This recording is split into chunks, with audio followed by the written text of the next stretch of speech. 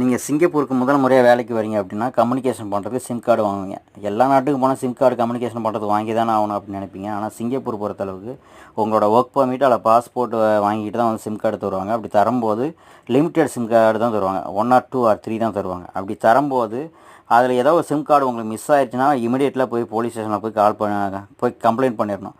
அப்படி கம்ப்ளைண்ட் பண்ணல அப்படிங்கும்போது அந்த சிம் கார்டு எடுத்து யாராவது ஒருத்தவங்க மிஸ்யூஸ் பண்ணி தவறான முறையில் வந்து அந்த சிம் கார்டை பயன்படுத்துனாங்கன்னா போலீஸ் வந்து உங்களை தான் கேட்ச் பண்ணும்.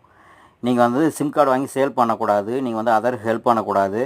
எக்ஸ்ட்ரா சிம் வாங்கி ஹோல்ட் பண்ணி வச்சிடக்கூடாது.